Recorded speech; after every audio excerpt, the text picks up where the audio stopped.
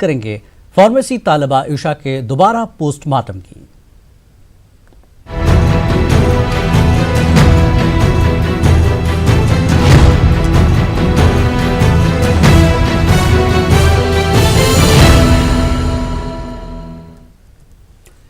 नाज़रीन, आपको याद होगा आंध्र प्रदेश में 27 दिसंबर 2007 को फार्मेसी की तालिबा ईशा, जिसका हकीकी नाम कुछ और है, हमने यहाँ नहीं बताया है क्योंकि सुप्रीम कोर्ट की गाइडलाइंस जो हैं, जिसको इस्मत रेजी के बाद कत्ल किया गया था।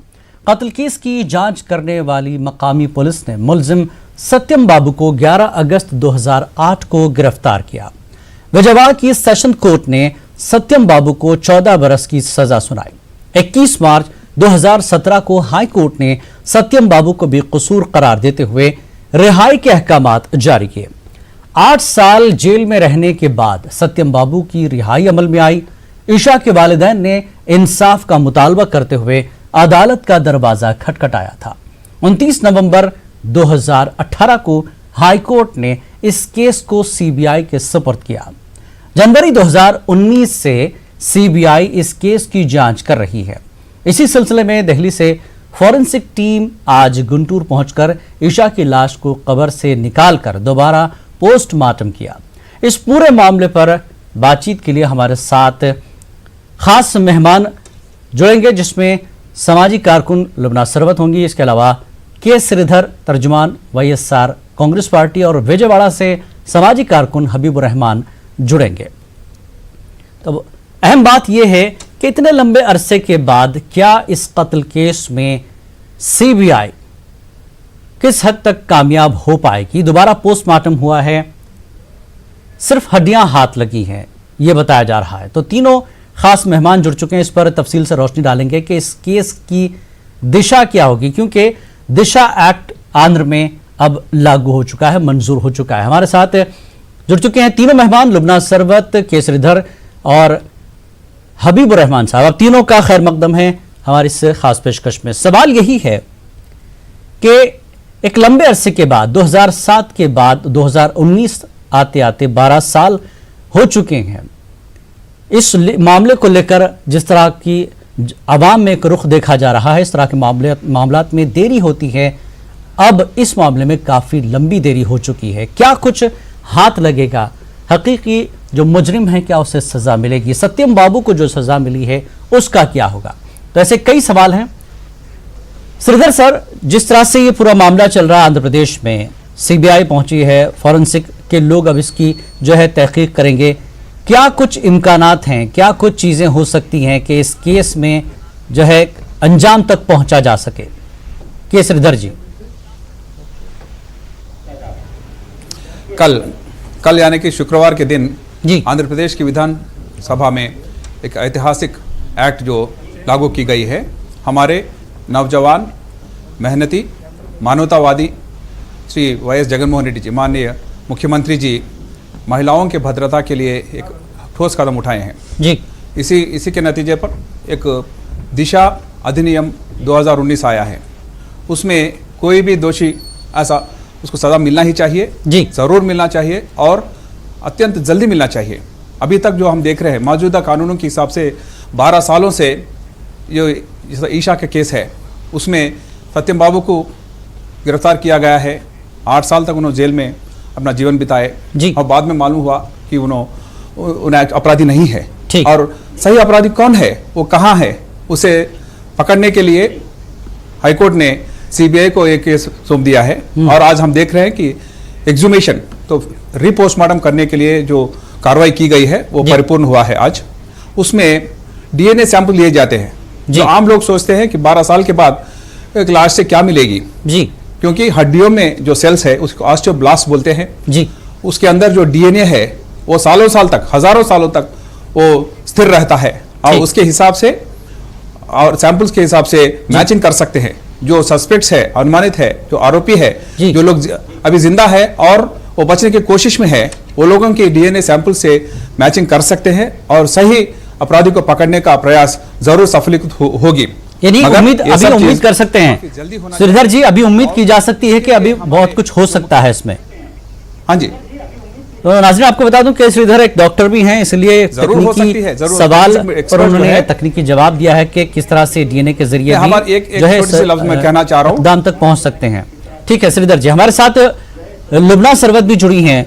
लुबना सरवत, जिस तरह से मामला इतना पुराना हो गया है, अब लोग नई उम्मीद और एक नई जो है एक सोच के साथ ये चाहते हैं कि सरकार इस तरह के कानून बने कि लोगों को, खासकर मुतासरीन को जल्द इंसाफ मिले। तो दिशा एक्ट लागू हो गया है आंध्र प्रदेश में, कितनी उम्मीद है कि इस केस में अब आगे बढ़ा जा सकता है? लुबना।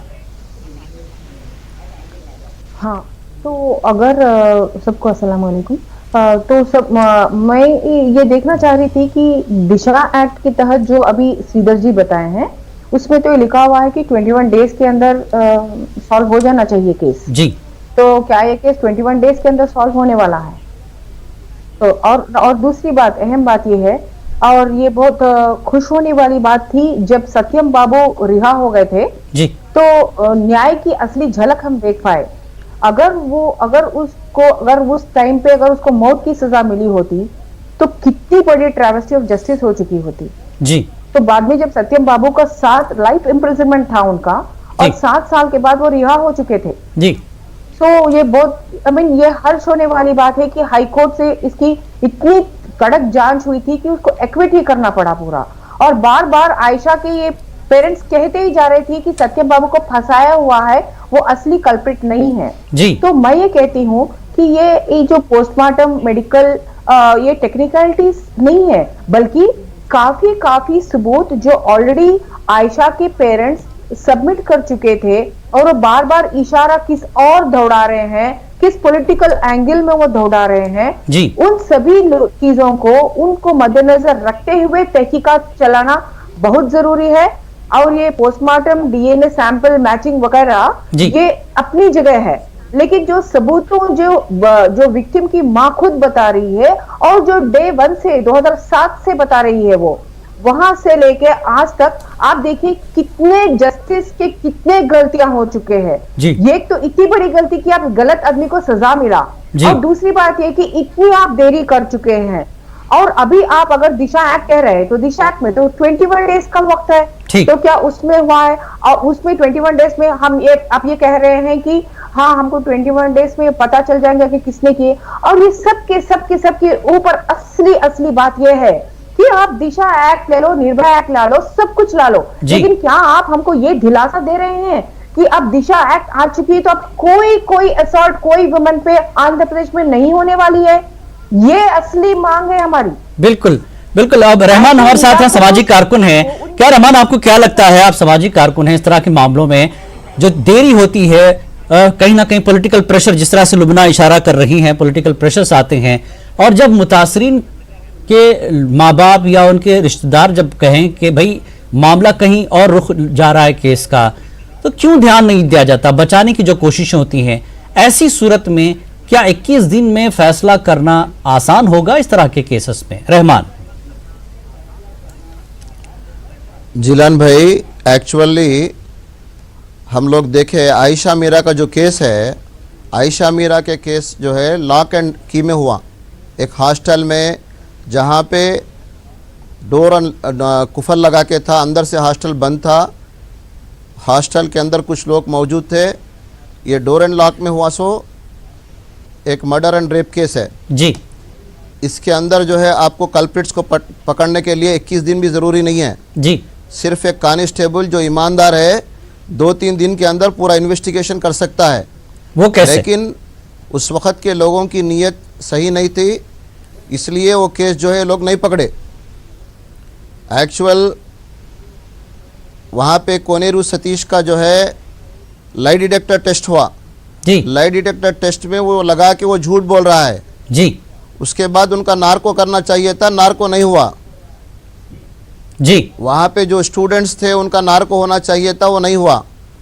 ठीक। और जो वार्डन थी पद्मा, उसका भी जो है कोई नार्को टेस्ट नहीं हुआ, उसका लाई डिटेक्टर टेस्ट नहीं हुआ। ठीक। फिर उसके बाद क्या है, दूसरी तरफ पहले किसी और को लाए, जो वॉचमैन था वो और जो कुक था उसको लाए। उसके बाद उसके बाद जो है लड्डू बोल के एक को लाए, फिर करीमनगर से किसी एक को उठा के लाए, फिर उसके बाद बोले मैना मामा बोले उसको लाए, उसको ला के फंसाने की कोशिश करे। जब ये सब इनसे नहीं हो सका तो सत्यम बाबू जो गरीब है, दलित है, उसको ला के फंसा दिए, जिसका कोई बैकग्राउंड नहीं है उसको ला के फंसाए और उसको पूरी कुव्वत के साथ काम करके पूरे रिकमेंडेशंस के साथ लाके उसको फंसा के उसको सजा दिला दिए। ऑनरेबल हाई कोर्ट ने अगर जस्टिस नहीं किया होता जी तो सत्यम बाबू जो है आज सजा पाता, ठीक, पूरी सजा काट लेता। ठीक है। श्रीधर जी, जिस तरह से रहमान और लुबना जी कह रही हैं बोलना चाह रहे हैं कि इसमें जिस तरह से पॉलिटिकल प्रेशर्स बनते हैं, भाई मेरी एक बात, इस तरह के चीजों में पॉलिटिकल प्रेशराइज ना हो और जो सही मुजरिम है इसमें जिसने ये कांड किया है उसको सीधे सजा मिले। अगर इस तरह की चीजें होती रहेंगी तो यही मामलात होंगे 12 साल 10 साल, फिर ये सत्यम बाबू 8 साल जिस तरह से जेल में गुजारा है, यानी यहां पर जिसने कोई गुनाह नहीं किया है उसको यहां सजा मिलती है। तो ऐसे में इस तरह के मामलात में पॉलिटिकल प्रेशराइज से सरकारें दूर रहकर काम करती हैं, तभी जो है तस्वीर साफ होगी, इंसाफ मिलेगा। क्या कहेंगे आप, कैसे निपटेगी सरकार इसको? एक बार सीबीआई इंक्वायरी शुरू होने के बाद एक बार सीबीआई इंक्वायरी शुरू होने के बाद पॉलिटिकल इंटरफेरेंस बिल्कुल नहीं रहेगी, क्योंकि राजनीतिक दखलंदाजी बिल्कुल सहा नहीं जा सकता क्योंकि हर क्रिमिनल केस में वो इंटरफेयर करते रहेंगे तो सजा बिल्कुल सही लोगों को नहीं मिलेगी। जो मुजरिम है उनको जरूर सजा मिलना चाहिए और तुरंत, जितना जल्दी हो सके उतना जल्दी मिलना चाहिए। हमारे जो माननीय मुख्यमंत्री जी है 21 दिन जो काम दिवस हैं उसमें पहले 7 दिनों में अब पूरा एविडेंस जो रंगे हाथ पकड़े गए हैं, निर्णयात्मक सबूत मिल गया है, वो बहुत मजबूत है। तो 7 दिन बस है, उसके बाद अगले 7 दिन ये डेली बेसिस पे इंक्वायरी होती रहेगी और नेक्स्ट 7 डेज उसमें ट्रायल चलेगी और ट्रायल के बाद लास्ट 7 डेज जो है उसमें जजमेंट प्रोनाउंस करने का दिन है। तो 21 काम दिवसों में जिसमें एविडेंस सही है, मजबूत है और जिसमें कोई डाउट नहीं है, वैसे केसों में सजा मौत दे सकते हैं। और एक बात कही है इसमें कि सोशल मीडिया में जो लोगों को, महिलाओं को उत्पीड़ित करते हैं वो लोगों को भी सजा मिलना चाहिए। अगर पहली बार करते हैं तो 2 साल की सजा और दूसरी बार करते हैं तो 4 साल की सजा। और खासकर जो बच्चों के ऊपर ऐसे अत्याचार या हत्या करने के जो मामले हैं उसमें कड़ी सजा देनी चाहिए। पहले 3 साल या 5 साल था, अभी उसको लाइफ इम्प्रिजन किया गया है। ठीक है लुबना जी जिस तरह से करेंगे, लेकिन श्रीधर जी एक चीज ये है, सवाल यही उठता है कि आपने सबूत पुलिस ने जुटाए हैं, पुलिस ने सारी चीजें लाई है, लेकिन पुलिस की जो सबूत हैं या उसकी बात है उसको लोग फौरन जो है यकीन करने के काबिल नहीं मानते। जिस तरह की यहाँ पर दिशा मामले में हुआ है तेलंगाना में, अब ये मामला जो है सुप्रीम कोर्ट तक चला गया है, इस चीज को लेकर मशकूक होता है पुलिस का मामला, ऐसा कहना है। जी लुबना, आप क्या कुछ कह रही थी? लुबना, हाँ, मैं ये बताना चाह रही थी इस केस में खास करके कोविंद जी ने तेलंगाना का दिशा केस में कोविंद उस टाइम पे प्रेसिडेंट जी कोविंद जी लुबना कह रही हैं, श्रीधर जी लुबना बोल रही हैं, आप उनको सुन लीजिए पहले। जी लुबना जी। अच्छा, जो कोविंद जी दिशा के केस के टाइम पे वो बताए थे कि हर चाइल्ड रेपिस्ट को विदाउट एनी कंडीशन उनको मौत की सजा होना चाहिए। तो ये मैं एक्चुअली बहुत डिस्टर्ब हूँ ये सब चीजों से। मुझे पता नहीं चल रहा था कि चाइल्ड रेप का और वुमेन रेप का ये फर्क क्या है।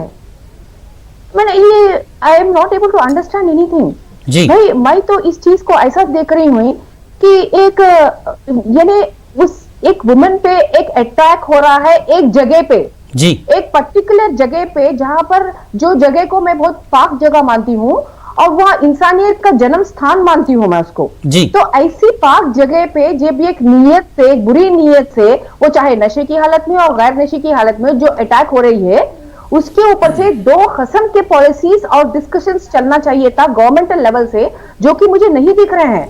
ये लोग हमेशा हर ये सोशल चीज की टेक्नोलॉजिकल इंटरवेंशन लाते हैं कि हम सीसी के कैमरा ज्यादा कर देंगे, हम पेट्रोलिंग ज्यादा कर देंगे, हम वो ज्यादा कर देंगे, बल्कि ये जो सोशल इवल क्राइम हो रहा है इसकी ओर, ये प्रिवेंशन की ओर ज्यादा नहीं दे रहे, बल्कि आज के दिन जो ये दिशा एक्ट भी जो आया है, और वो जो एमएलए महिलाएं पूरे करके केक खा रही थी, मैं हैरान थी उनको देखे कि ये पोस्ट क्राइम की बात है भाई, यानी हम क्राइम हो जाने देंगे और उसके बाद हम कुछ करेंगे 20 दिन में, बच्ची वापस आएंगी, वो औरत वापस आएंगी।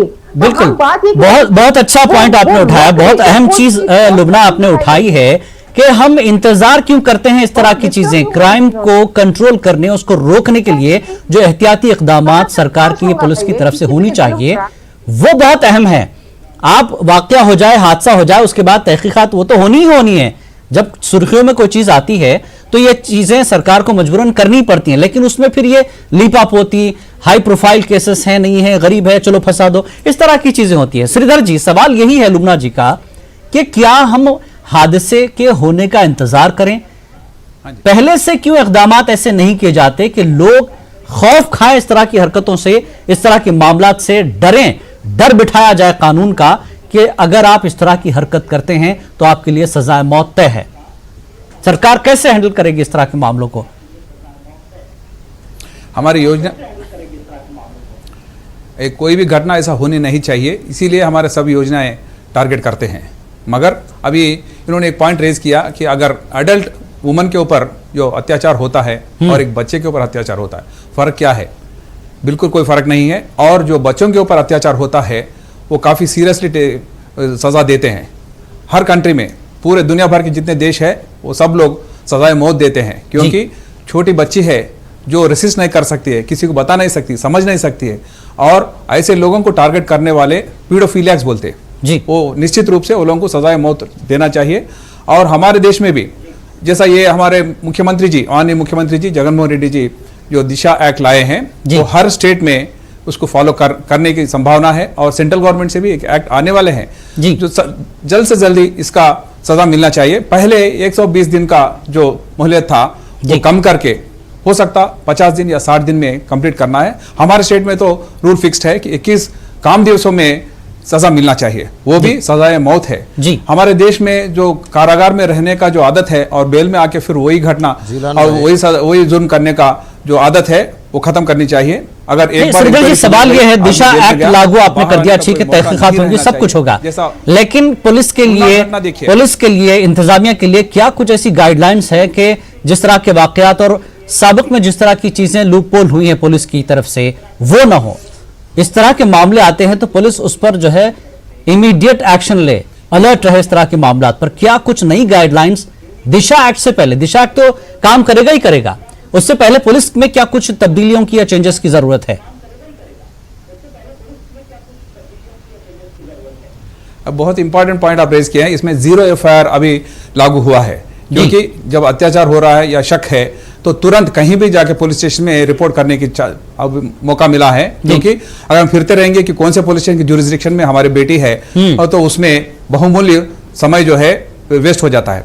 और यही हुआ है दिशा की घटना में भी, वो लोग फिरते रहे कि कौन सा पुलिस स्टेशन, और पुलिस जो पुलिस बहुत मजबूत है, वो लोग अगर चाहे तो 4 दिन में सच क्या है वो बाहर ला सकते हैं। मगर जो पूरे जो सेंटेंस है या ट्रायल है उसमें सालों साल लगने का जो देरी है उसको खत्म करना चाहिए। वो करने के लिए ही हमारे मुख्यमंत्री जो कदम उठाए हैं उसे सभी लोग पूरे देश में उनके नाम रोशन हो रहा है कि उन्होंने एक मिसाया है, ठीक, कि औरतों को बचाने के लिए, उसको सिक्योरिटी देने के लिए जो कदम उठाए हैं पूरे। अब अभी लुबना बोल रहे थे कि केक काट रहे, केक खा रहे हैं, ठीक, केक जरूर खाएंगे, क्योंकि जो घटना हुई है उसको हम लोग कुछ भी नहीं कर सकते। जो औरत की जो मान चले गई है उसको हम वापस नहीं ला सकते, जो ऑलरेडी हत्या हुई है उनको नहीं ला सकते। मगर कई लड़कियां हैं जिनके ऊपर ऐसे अगर ऑफेंसेस होने का संभावना है, उसे रोकें, और उसको रोकने के लिए जो अगर एक्ट आया है तो उसको सब लोग उसको स्वागत करना चाहिए और उसको सही तरह से लागू करना चाहिए। क्योंकि अब शर्त यही है कि लागू किया जाए। आंध्र प्रदेश में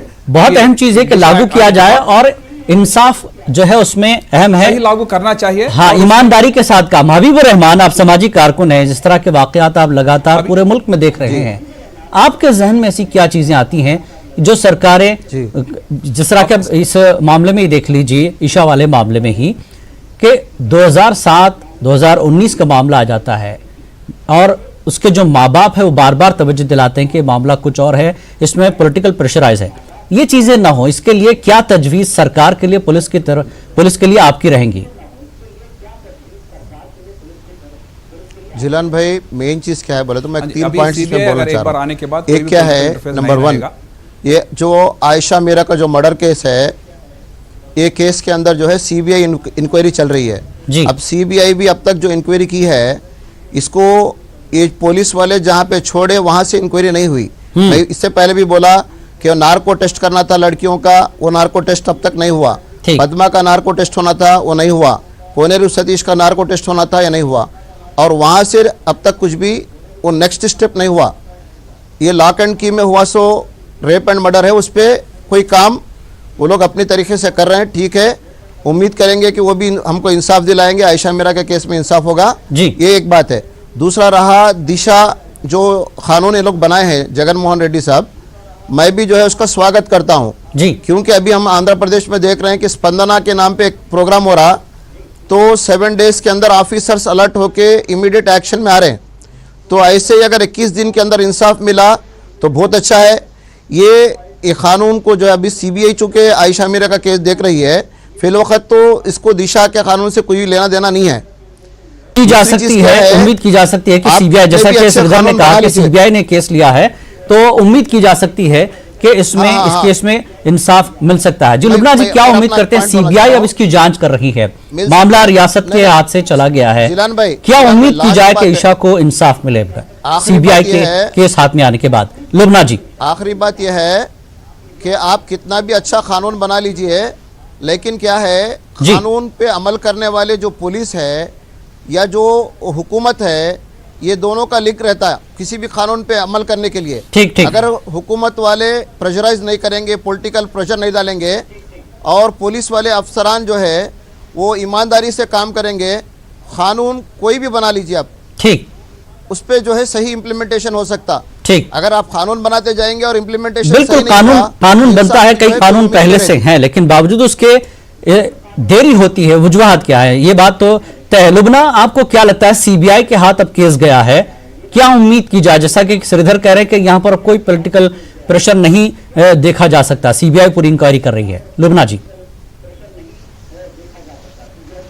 हाँ, इंस्टीट्यूशंस पे जो पॉलिटिकल प्रेशर आता है, ये तो एक आम बात है कि every institution has political pressure. कोई इंस्टीट्यूशन यहाँ पर इंडिपेंडेंटली काम नहीं कर रहा है। बट मेरी असली बात ये है कि अगर हम दिशा एक्ट के तहत में, क्या ये सीबीआई, क्या ये केस पूरा एक्ट में क्या ऐसा लिखा हुआ कि रेट्रोस्पेक्टिव जो केसेस है, और क्या ये पर्टिकुलर केस जो आयशा मीरा का जो 12 साल 2007 से अब तक 12 साल पीछे है, और इसमें कई इतनी बड़ी ट्रैवेसी ऑफ जस्टिसेस हो चुके हैं, गलत आर्ग्यूमेंट्स निकल चुके हैं, क्या ये दिशा एक्ट के तहत लिया जाएगा और 21 डेज के तहत आएगा? ये मेरा असली मेन इंपॉर्टेंट सवाल है, जिस पर श्रीधर जी ने और गवर्नमेंट ऑफ आंध्र प्रदेश ने जवाब देना चाहिए। और दूसरी अहम सवाल ये है, ऑफकोर्स प्रिवेंशन के बारे में श्रीधर जी कुछ बताए नहीं, आपने भी सवाल किया, वो बता नहीं पाए।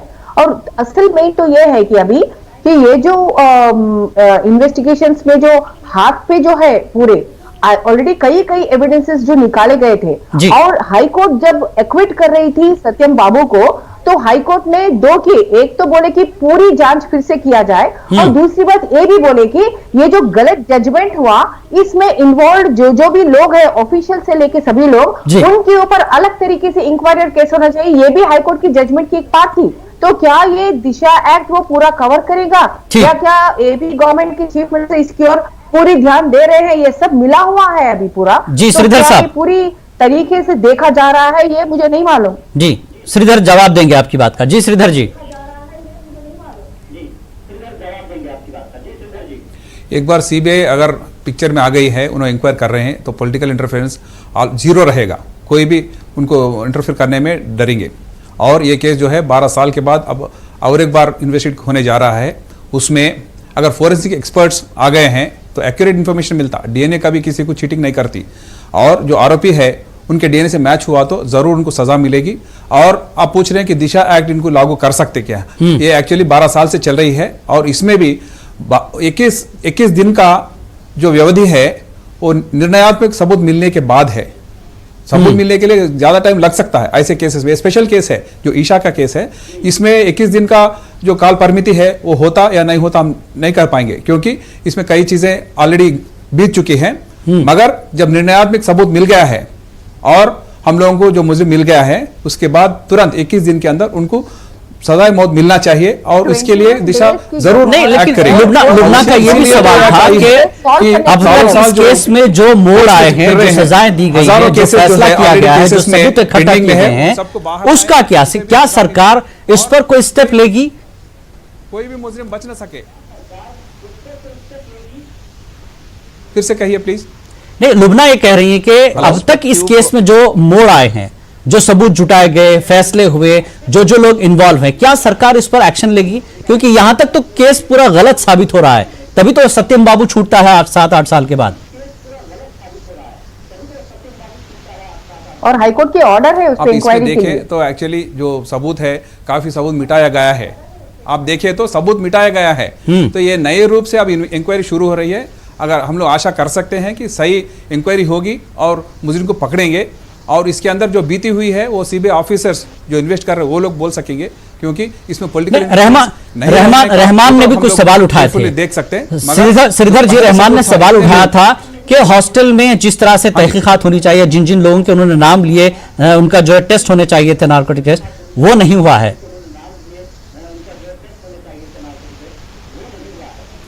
एक बार सीबीआई आने के बाद हम या आप बोलने की जरूरत नहीं है, वो बहुत तगड़ा इन्वेस्टिगेटिव एजेंसी है। वो लोग पूरे दृष्टिकोण हर चीज़ देखेंगे और कोई भी मुजरिम है या सस्पेक्ट है उनको छोड़ेंगे नहीं, और सजा मिले तक वो लोगों को कंपलसरी वो लोगों को इंक्वायर होगा। और कितना भी बड़ा आदमी हो, जो पॉलिटिकल इंटरफेरेंस हो, पॉलिटिकल कोई नेता की बेटा हो या पोता हो, तो कोई फर्क नहीं पड़ता। जरूर वो लोगों को they will be brought to the book, वो लोगों को सजाए मौत होना चाहिए। और ईशा केस सभी लोग इंटरेस्टिंग केस है वो, क्योंकि इतने सालों के बाद भी सही लोगों को पकड़ नहीं सके। पूरे हमारे पुलिस व्यवस्था है। ठीक है, लास्ट पॉइंट लुबना कुछ कह रही है, सही मुस्लिम की कमी है मेरे पास। जी लुबना देना तो हाँ, तो हमको क्या, हम लोगों को, हम पूरी इंडिया को क्या एपी गवर्नमेंट के चीफ मिनिस्टर ये बोलेंगे कि आप बोल रहे कि दिशा एक्ट में अगर आना है 21 डेज की उम्मीद है, तो आप बोले कि सबूत की बहुत गुंजाइश है, इसीलिए शायद 21 डेज में नहीं होना चाहिए। ठीक है, वो तो एक्ट में है कि सबूतों के साथ वाला 21 डेज का मोहलत है। ठीक है, फिर भी अगर मैं वो बाजू रखूं, तो क्या chief minister of Andhra Pradesh ये बोल रहे हैं पूरी इंडिया से कि ये जो आयशा मीरा का केस है, हम इसको सीबीआई के तहत भी फास्ट ट्रैक होता है, तो क्या इसको फास्ट ट्रैक करके एक टाइम फ्रेम तो कम से कम दे रहे हैं आप? ठीक है, ये ठीक अगर है नहीं जी श्रीधर जी, तो ये भी खींचता हुआ सबूत नहीं है, क्या ये मुमकिन है? नहीं, सीबीआई जो है वो सेंट्रल इन्वेस्टिगेटिव एजेंसी है, वो हमारे स्टेट गवर्नमेंट के अंदर नहीं रहती। फिर भी जो अगर उनको मदद मिलना चाहिए पुलिस की तरफ से, चलिए वो उम्मीद कर सकते हैं कि सीबीआई इस पूरे मामले की तहकीकात कर रही है, जैसा कि श्रीधर कह रहे हैं कि अब इसमें कोई पॉलिटिकल प्रेशर नहीं होगा और इंसाफ जरूर मिलेगा। तो इस डिबेट में फिलहाल इतना ही। आदाब।